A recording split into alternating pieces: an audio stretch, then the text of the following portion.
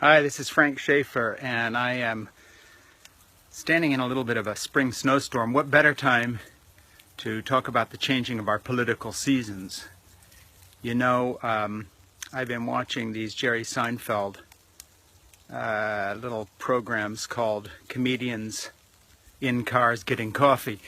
And the best interview by far in the whole show is his interview with President Barack Obama.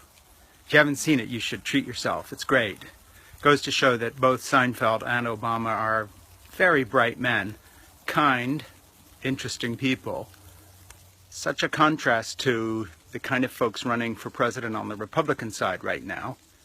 These angry, vicious types supported by racists and others who are trying to get back at Obama because he committed the faux pas of being a black man who also has brought our country back to economic health, ended 2 wars, kept our nation stable and prosperous during a time when he inherited the worst situation possible from probably the biggest fool we've ever had for a president, and that, of course, is W. Bush, needlessly the sacrificer of thousands of American lives killed and injured in 2 completely unnecessary wars, particularly one in Iraq.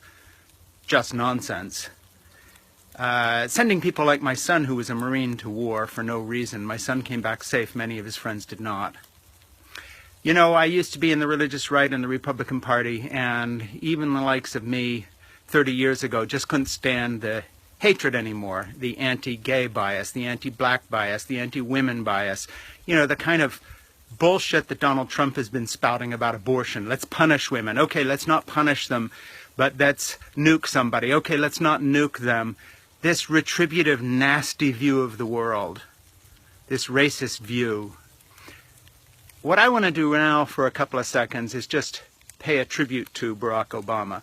In spite of 7.5 years of obstruction by Republicans with nothing better to do than try to ruin our country by hamstringing a great president, in spite of all that, the reform of health care has worked and is working. In spite of all that, the economy is back up. In spite of all that, the stock market's doing well. In spite of all that, American businesses are doing well. In spite of all that, our standing in foreign countries is very high compared to, for instance, what it will be if an idiot like Ted Cruz or this pompous-ass Donald Trump takes over. African Americans have had to put up with a lot for the last few years of seeing our president disrespected. It's snowing on me a little, as you can see here. Well, nothing compared to the rain of lies he endured. And as we change the guard, no matter who the next president is, I guarantee you one thing, I promise you this. You will miss President Obama. His steady, cool hand. This man that has good humor in spite of everything he's put up with. If you'll watch that Seinfeld program, you'll see. What a terrific human being President Obama has been. As a former religious right activist, sir, who did his best to stop Democrats from being elected 30 years ago, I'm so glad I got a chance to vote for you twice.